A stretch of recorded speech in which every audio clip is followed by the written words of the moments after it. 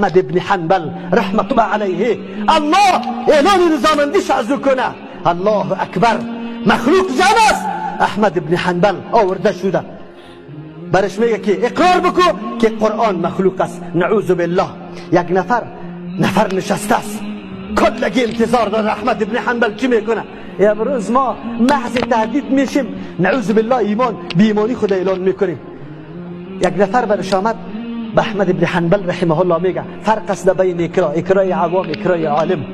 خب گوش نواز کنی، باز بعد از اون موقف علما را بشناسی که عالم کی را میگه، عالم کی هست. برش میگه که احمد جانت در خطر است، رسوا میشی، مصیبت برات میرسه. خیر است، در قلب این عقیده را نکو، در زبان هم اینقدر بگو و توریه کو. توریه ای را میگه که در ظاهر مخاطب یک مطلب بگیره و در باطن مطلب تو دیگه باشه. ابو بکر رضی الله عنه امرای رسول الله روان است. در اون شبی که هجرت میکنن نفر در دمی روی آمد از ابو بکر رضی الله عنه میشناسه، رسول الله را نمیشناسه. میگه من هذا الرجل، این شخص کی است؟ ابو بکر رضی الله عنه ایران شد. اگر بگوی که رسول الله خواهیم خلاص شد، نمایان شدیم، دنبال ما را تعقیب میکنه دیگه، خلاص نمیشیم. الله اکبر. دمی وقت در قلبش الله ای گپ مندازه. رجل یهدی السبیل، شخصی است که برای من راه را نشان میده. او آدم فکر کرد کی را بلد است. او ابو بکر رضی الله عنه مقصدش بود این شخصی است که مرا راه دین نشان داده، راه حق نشان داده. این را توریه میگه. احمد ابن حنبل رحمه الله بالکل توریه میتونست، میگفت القرآن مخلوق، قرآن مخلوق است. خب هدفش چی می بود؟ ورقای قرآن. هدفش چی می بود؟ نوشته قرآن. لیکن احمد ابن حنبل امام اهل سنت میگه برای آدم، این مردم میبینی که قلم و کتابچه و کاغذ همراهش است، میبینم عالمه، خبرداری اگر این گپ گفتم این کل مخلوق تباه کردم به عقیده غلط. الله اکبر. گفت نه میگم قرآن کلام الله است، غیر مخلوق است. عالم باید بدانه موقف خدا. گپی تو سبب گمراهی مخلوق میشه، ولو که برای رخصت است، همین رخصت دقتی پای. حالی دیگه عزیمت اختیار کن، عزیمت اختیار کن، به خاطر که سبب گمراهی مخلوق میشه. بسیار نکته باریک است، بسیار نکته باریک است. الله متعال انسان قوت نصیب بکنه، قوت ایمان صحابه، ایمانی که واقعا الله اکبر تربیه رسول الله بود دیگه، مجلس رسول الله را دیده بود. او ایمان بود، ایمانی که از ما کسی یاد گرفته باشه و ما خودم یاد گرفته باشه. این چه حیثیت داره؟ از او خاطر هیچ مقاومت نداره. اگر 4 پا اونجا برای ما شور داده شد، نعوذ بالله به سجده در پیش روشم رفته رو ایستم. این ایمان ماست. سروران عزیز و بزرگوار، یکی دیگر از بزرگان دین امام احمد ابن حنبل که یکی از امامان بزرگ اهل سنت و جماعت هست، این امام بزرگوار در راستای دین چی مشکلاتی را می‌بیند؟ در زمان معتصم خلیفه عباسی ابن حنبل را می‌خواهد، میگوید ارتباط به قرآن چی گفتنی داری؟ درباره قرآن چی میگویی؟ امام احمد ابن حنبل میگوید که قرآن کلام خداست و غیر مخلوق هست. آن وقت برای امام میگوید آیا چنین دلیلی داری؟ امام احمد ابن حنبل میفرماید بله، این آیه قرآن هست. و این احد من المشرکین استجارک فاجره. ادامه آیه میفرماید کلام الله، میگه بله این آیه قرآن دلیل من هست که قرآن بیان میکند که قرآن کلام خداست، قرآن کلام خداست. میگه آیا دلیل دیگری هم داری؟ میگه بله دلیل دیگر من این است که خداوند میفرماید الرحمن علم القرآن، در اینجا نگفته الرحمن خلق القرآن. میگه آیا دلیل دیگری هم داری؟ میگه بله دلیل دیگر من این است که قرآن میفرماید یاسین والقرآن الحکیم، در اینجا نگفته یاسین والقرآن المخلوق. اینجا وقتی که این حاکم ظالم در مقابل این عالم با تقوا، در مقابل این عالمی که عمر خود را در راه دین صرف کرده بود، اینجا عاجز میماند. اینجا دستور میدهد که احمد ابن حنبل را به زندان بیاندازید. به خاطر دین الله، به خاطر قرآن و به خاطر احکام اسلامی ابن حنبل را به زندان می اندازند. آیا ابن حنبل خانه خود را دوست نداشت؟ آیا ابن حنبل آزادی را دوست نداشت؟ آیا ابن حنبل دوست نداشت در کنار او حکومت ظالم استاده شود و در کنارش بنشیند، از هوا و هوس استفاده کند؟ ولی ابن حنبل زندان را انتخاب می کند ولی در زیر یوغ حکام ظالم قرار نمی گیرد و احکام اسلامی را نمی پوشد. ابن حنبل را به زندان می برند. زمانی که ابن حنبل به زندان می رود، یک شب به زندان هست، در اول روز او را صدا می کند آن حاکم، آن معتصمی که از خلیفه های عباسی بود که از علم و دانش اثری در وجودش نبوده، او را صدا می کند و در حضور خود میگوید ای ابن حنبل، ای ابن حنبل، آیا دیشب در زندان برای تو چگونه سپری شده؟ ابن حنبل میخواهد که دلیل خود را، میخواهد که حرف خود را بر چوکی بقبولاند، میخواهد که او انسانی که قائل بود که کلام خدا مخلوق است میخواهد او را متوجه بسازد. بعد از آن میگوید دیشب یک حادثه عجیبی در زندان شده. گفت چگونه؟ حادثه را ابن حنبل بیان میکند.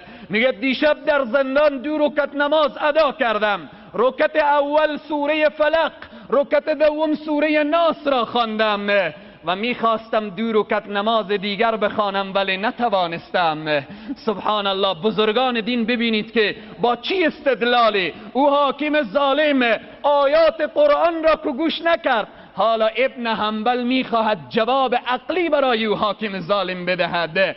ابن حنبل میگه 2 رکعت نماز میخواستم ادا کنم ولی نتوانستم، میخواستم سوره قل هو الله را بخوانم نتوانستم، میخواستم سوره دیگری بخوانم نتوانستم. گفت چرا نتوانستی؟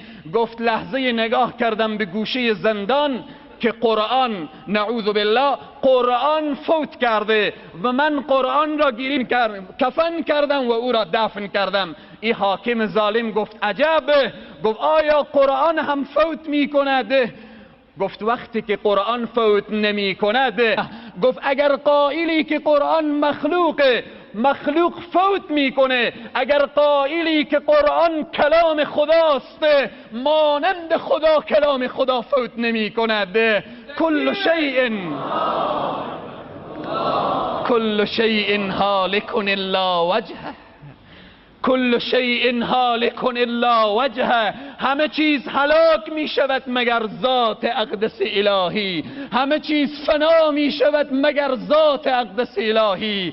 باز هم اینجا آن حاکم ظالم مات و مبهوت ماند، اینجا عصبانی شد.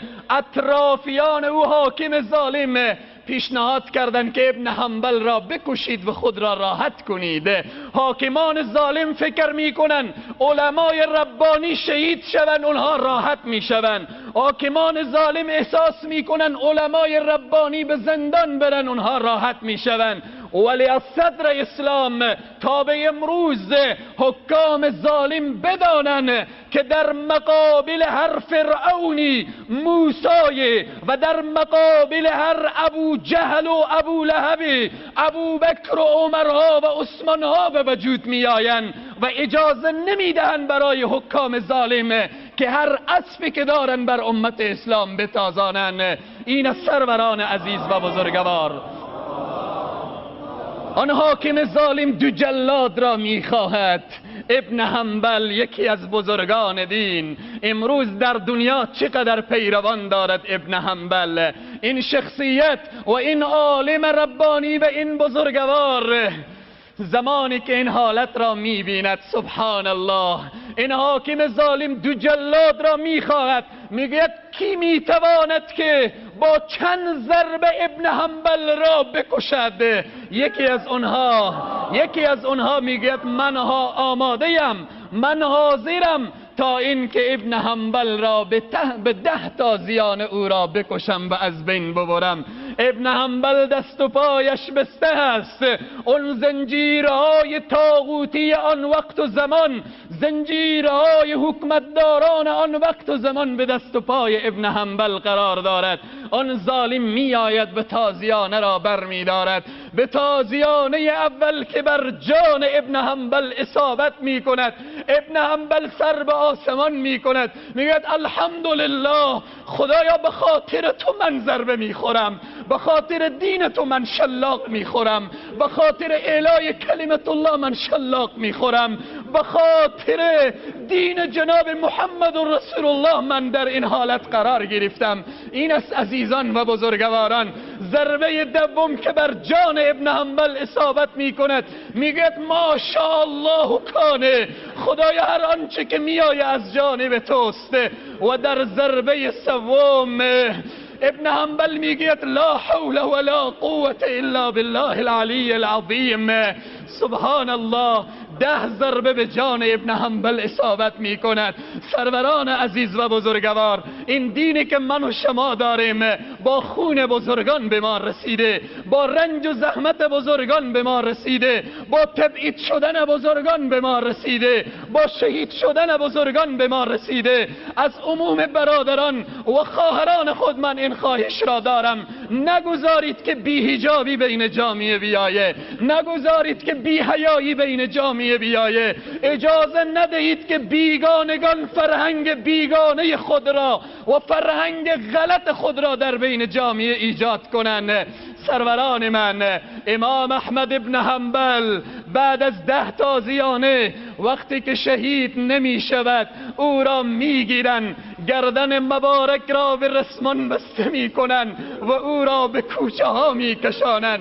این عالم خداست، این کسی که به خاطر دین خدا حرکت کرده، این کسی که به خاطر اعلای کلمت الله حرکت کرده، او را به کوچه ها می کشانن و او را استهزا می کنن و او را شکنجه می کنن. در اینجا احمد ابن حنبل را خلع منبر می کنن، اجازه نمی دهند که احمد ابن حنبل دیگر صحبت کند، اجازه درس و تدریس نمی دهند، اجازه مدرسه و حوزه نمی دهند. امام احمد ابن حنبل را تا حتی اجازه نمی دهند که به مسجد بیاید. سبحان الله. ولی امروز هم حکمتدارانی هستند که دم از ام القرایی میزنن، حکمتدارانی هستند که دم از اسلام و اسلامیت میزنن، ولی حوزه های علمی مسلمانان را میبندن، ولی مسلمانان و علمای ربانی را به زندان میاندازن، ولی علمای ربانی را شکنجه میکنن، ولی علمای ربانی را با نیرنگ های مختلف اونها را به شهادت میرسانن.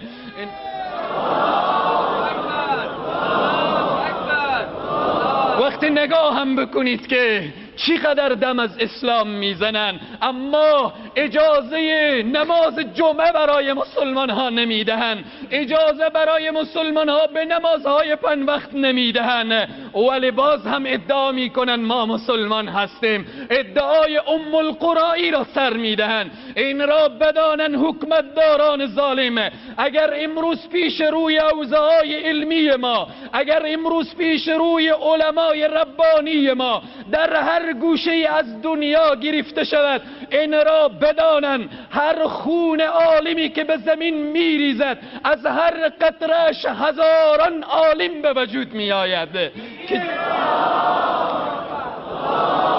سروران عزیز و بزرگوار، صبر و استقامت در راه الله. آیات و احادیثی که تلاوت شده مختصرا ترجمه می کنم و دعا می کنیم. الله می فرماید ان الذين قالوا ربنا الله، همانا کسانی که میگویند پروردگار ما الله است، ثم استقاموا، استقامت بجویند. راه الله مشکلات دارد، راه الله زندان دارد، راه الله شکنجه دارد، راه الله استهزاء و تمسخر دارد، راه الله القاب تروریست و القاعده دارد، راه الله انسانهای را با القاب تندروی و اینها دارد. باید یک مسلمان وقتی گفت ربنا الله ثم استقاموا استقامت بجوید. وقتی استقامت کرد که تنزل الملائکه، ملائکه با اونها فرود می آیند، ملائکه همراهی می کنند. الله تخافوا ولا تحزنوا و ابشروا بالجنه. ملائکه میگن ای بندگان مخلصی الله، ای کسانی که به خاطر الله زندانی شده اید، ای کسانی که به خاطر الله شکنجه شده اید، ای کسانی که به خاطر دین الله آبروی شما رفته، الله تخافوا ولا تحزنوا، شما غمگین نباشید، شما هراسناک نباشید. و ابشروا بالجنه، برای شما بشارت بهشت هست، بهشت از آن شماست، بهشت مال شماست، بهشت جایگاه شماست. نحن اولیاؤکم فی الحیات الدنیا و فی الاخره. ملائکه میگن ما دوستان شما هستیم در دنیا و در آخرت. فی الحیات الدنیا و فی الاخره. او بهشتی که جایگاه شماست، آنچه که نفسهای شما اشتها داشته باشه، آنچه که راحتی خواسته باشید در بهشت هست. اون بهشت برای شما آماده شده، برای انسانهایی که در راستای دین کار میکنن، تلاش میکنن، دعوت میکنن، تبلیغ میکنن. ولکم فیها ما تدعون. این بهشت از جانب کی آماده شده؟ این مهمانی از طرف کیست؟ نزلا من غفور الرحیم. این بهشت از جانب الله. او خدایی که غفور هست، او خدایی که رحیم است. او بهشت برای شما انسان ها آماده شده، برای تو برادر و برای تو خواهر با حجاب آماده شده. تو خواهری که حجاب داری، تو خواهری که حیا داری، تو خواهری که خود را به نامحرم نشان نمیدی، حجاب برای تو هست. دوزخ جایگاه بی حجابان است، جایگاه انسانهای بی حیان است، ولی تو بهشت را برای خود با حجاب خود انتخاب بکن.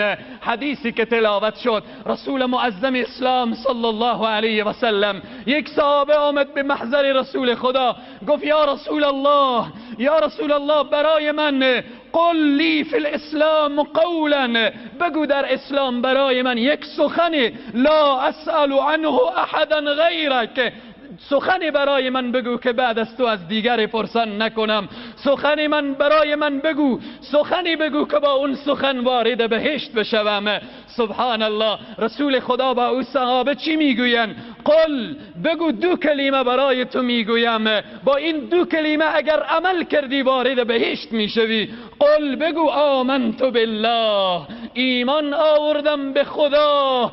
ثم استقم، بعد از آن استقامت بجوی. در نمازهای 5 وقت استقامت کن، در روزه رمضان استقامت کن، در عبادات نافله استقامت کن، در جهاد و مبارزه استقامت کن، علیه منکرات و فساد استادگی کن و استقامت کن، و در عبادت الله استقامت کن.